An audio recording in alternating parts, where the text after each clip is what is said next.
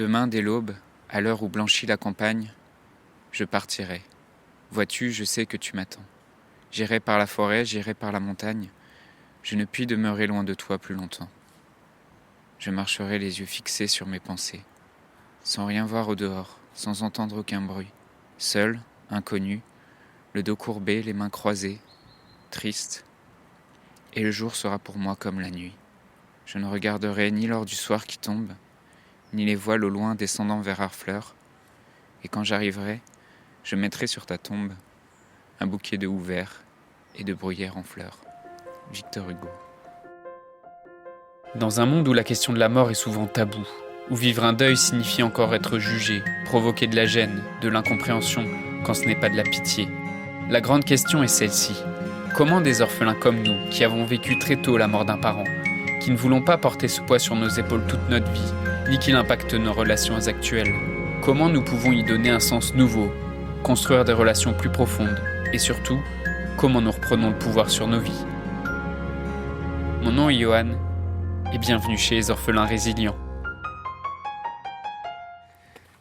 Salut à toi, aujourd'hui je voulais te faire un épisode un peu spécial, complètement improvisé, parce que je suis sorti, là j'ai profité d'être en week-end en Bretagne, pour te décrire un peu ce qu'il y a autour de moi. Je suis au niveau d'un marais, donc il y a plein d'oiseaux. C'est le matin, donc il y a un très beau soleil, et je voulais partager avec toi ce petit moment aussi, et profiter que je suis sorti marcher un peu, pour te prendre avec moi, pour t'amener avec moi dans cette marche, et en profiter pour discuter un peu, pour juste aussi profiter du moment et partager avec toi ce petit moment de kiffance et aussi de recentrage avec le présent et tout, parce qu'il y a pas mal de choses autour de moi qui se passent, même juste des choses assez simples, comme la nature et comme les oiseaux qui s'envolent là. Je sais pas si tu les entends d'ailleurs. C'est possible que tu les entendes. Et voilà, juste ce petit moment pour pour t'apporter aussi un peu, beaucoup même, pour t'apporter du soutien dans les moments difficiles que tu traverses, et aussi pour te connecter aussi avec cette gratitude de parfois avoir des moments comme ça, si tu as l'occasion d'aller dans la nature, d'aller te ressourcer un peu, d'aller juste te recentrer, et je trouve ça assez apaisant en fait. C'est marrant parce qu'on est le lundi matin. Je suis à côté d'un marais, mais pas très loin, il y a une école. T'entends peut-être aussi la cour de récré là, qui est remplie d'enfants. Il y a une école, il y a les voitures qui passent, les gens qui travaillent. Bon, là, c'est un peu plus loin, mais d'où je suis, là, je peux les voir. Et à côté de ça, il y a je vois quelques retraités, là, ou quelques gens qui se promènent, qui profitent aussi du soleil et de la nature, parce que la particularité de la Bretagne, c'est que on dit souvent qu'il pleut plusieurs fois par jour et qu'il fait pas toujours très beau en Bretagne. Et donc c'est vrai que quand il y a comme ça un rayon de soleil, et là pour vraiment te décrire le ciel, il n'y a pas un seul nuage. Donc c'est assez agréable, et en même temps il fait froid, il y a un vent assez froid. Comme on est en automne, il y a des couleurs dans la nature qui sont magnifiques. Il y a du jaune, du rouge, il y a des baies là, de l'ajonc, et puis les arbres avec ces feuilles, les couleurs marron.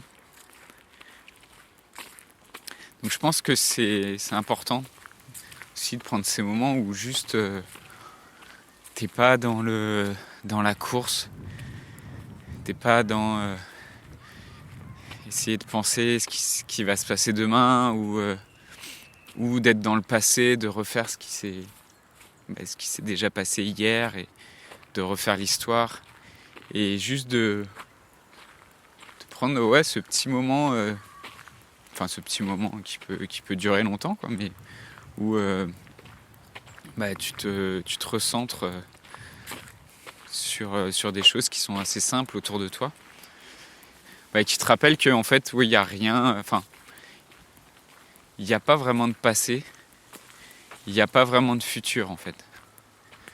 Ça, passé et le futur, c'est des constructions de ton cerveau, c'est des constructions de ta mémoire et aussi de ton cerveau de ton ego qui, en tant qu'individu, s'attache à cette mémoire, s'attache à ces souvenirs et peut avoir tendance justement à trop vivre dans le passé, à trop vivre dans les souvenirs. On va passer à côté d'une petite route là.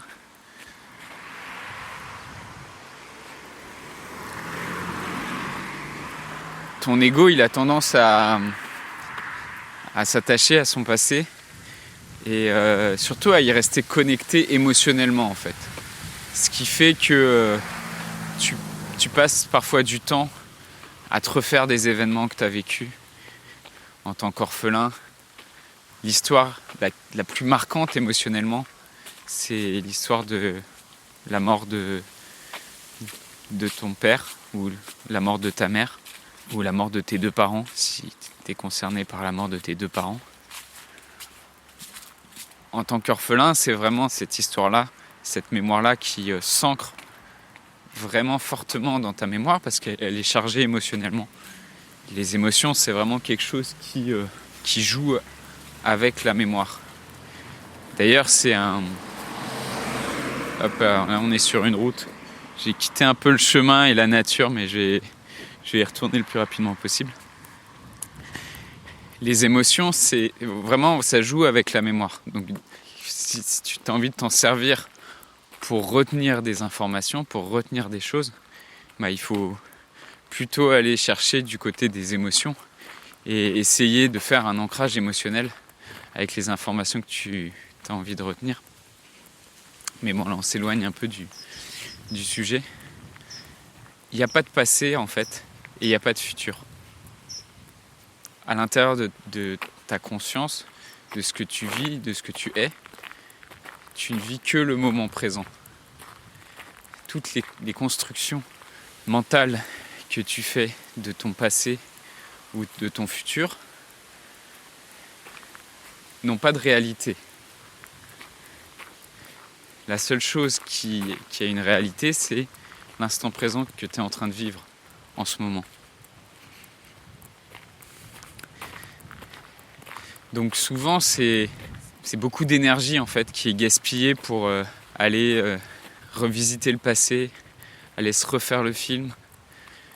Et beaucoup d'énergie aussi qui est utilisée pour anticiper, craindre un peu ce qui peut se passer dans le futur. Alors qu'en fait, on a juste devant nous des clés très simples de reconnexion, des clés très simples d'accès au bonheur dans l'instant présent, dans ce qui se passe maintenant autour de toi, quoi. Dans le fait de prendre conscience de choses très simples autour de toi, la nature, quand tu es dans la nature, concrètement de tes proches, de ta famille, des gens qui t'entourent. Si tu es en couple, de ton compagnon ou ta compagne, enfin en tout cas, je sais pas comment tu l'appelles, si tu appelles ça ton mec, si tu appelles ça ta copine, ta meuf. Juste cette conscience-là, d'avoir autour de soi, au présent, vraiment dans l'instant, quoi, de te dire ok, mais là, je suis en train de vivre avec cette personne-là un événement unique, enfin une présence unique qui se déroule que maintenant. Et même si parfois ça a l'air d'être un peu dur, d'avoir des conflits, on s'entend pas bien, on se comprend pas bien, en fait, le moment qu'on vit, il est unique.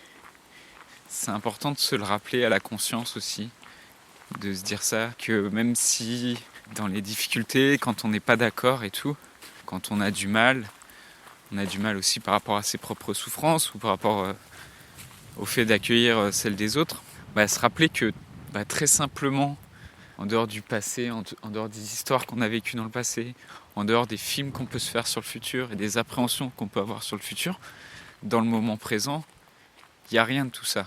Dans le moment présent, il y a juste être là, profiter des gens qui t'entourent, sans justement toute cette couche de complications. Je voulais profiter un peu là, c'est pour ça que je me suis tu. Je vais profiter un peu aussi du souffle du vent dans les arbres là, et t'en faire profiter aussi.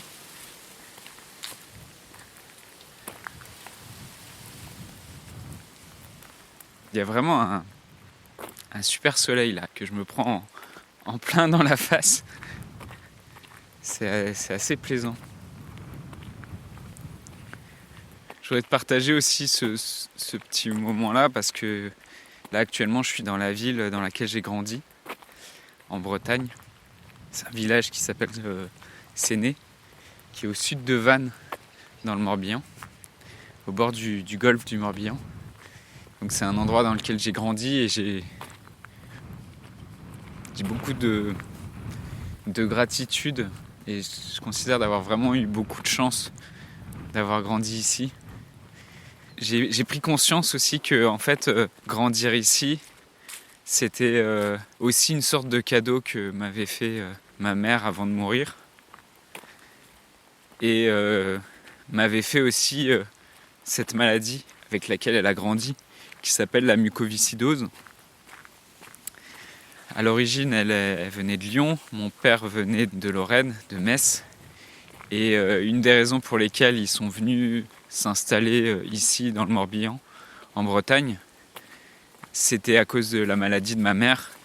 Les médecins conseillaient, en tout cas, que ce climat-là pouvait être bon et meilleur pour sa maladie.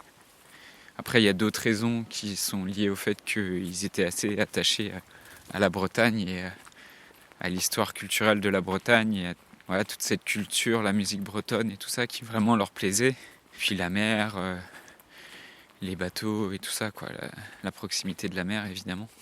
En tout cas, moi j'aime bien cette histoire, j'aime bien me raconter cette histoire parce que ça m'aide aussi d'avoir de la gratitude d'avoir grandi ici et de la gratitude aussi que ça soit un élément de ma vie en fait. Que juste si j'ai eu la chance de vivre ici, de grandir ici, c'est aussi grâce à cette maladie qui apparemment m'a fait beaucoup souffrir, dont ma mère est morte, donc qui apparemment m'a fait beaucoup souffrir et en fait qui m'a offert aussi cette enfance que je considère d'un peu rêvée, paradoxalement, malgré le fait d'être un orphelin, malgré le fait d'avoir grandi en partie sans mère. Donc j'ai beaucoup de gratitude pour ça aussi. Et je te partage tout ça parce que je suis en train de simplement de marcher vers la mer pour aller en profiter un peu.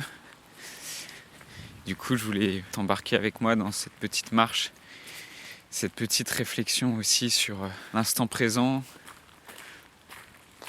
sur le fait de se recentrer sur l'instant présent. Et je prends conscience aussi quand je reviens ici, quand je reviens là où j'ai grandi. Je suis repassé devant l'école maternelle dans laquelle j'étais et dans laquelle j'étais quand ma mère est morte, avant que je passe à l'école primaire qui était de l'autre côté de la route. Je regarde un peu tout ce que j'ai traversé depuis ce moment-là où ma mère est morte. Pareil, j'ai beaucoup de gratitude par rapport à ça. J'ai beaucoup de gratitude en fait d'avoir vécu tout ça et de me dire ah ouais mec, t'avais même pas 5 ans quand t'étais dans cette école et aujourd'hui j'en ai 31. Il s'en est passé des choses et si j'avais su tout ce qui allait se passer derrière, si j'avais su justement toutes ces difficultés, toutes ces souffrances par lesquelles j'étais passé, tout ça pour en arriver aujourd'hui. Et que si j'avais le Johan de 5 ans devant moi, qui est dans cette école et tout, et qui sait pas encore tout ce qu'il va devoir affronter, j'aurais juste envie de lui dire petit mec, accroche-toi. Il va y avoir des moments difficiles, mais ça va être beau, quoi. Il va y avoir vraiment des prises de conscience, il va y avoir des faits de grandir. Là, on arrive vraiment près de la plage. Et je voudrais, si je pouvais justement parler à moi quand j'avais 5 ans, je voudrais vraiment envoyer un message d'espoir et de bienveillance et de confiance. Aussi dur que la vie peut être, aussi douloureux que ça peut être, il n'y a pas une expérience de vie qui ne vaille la peine d'être vécue. C'est difficile d'entendre ça quand tu as 5 ans et quand tu viens de perdre ta mère et que tu es vraiment profondément triste et qu'il y a plein de choses qui du coup t'arrivent, que personne autour de toi te comprend, tu as l'impression que personne te comprend, tu te sens tout seul et les autres enfants dans l'école. Ça, c'est quelque chose dont j'ai pris conscience plus tard, que c'était ça aussi que j'avais vécu en fait. C'est-à-dire pas seulement la souffrance et la tristesse de perdre sa mère, mais surtout la souffrance et la difficulté de cet isolement, de se sentir incompris et de se sentir surtout différent des autres. Comme si justement ce sort-là qui t'est réservé, qui te coupe un peu des autres, c'est une sorte de punition, quoi. C'est une sorte de... c'est vraiment une double punition, je considère. J'ai lu des beaux témoignages justement d'orphelins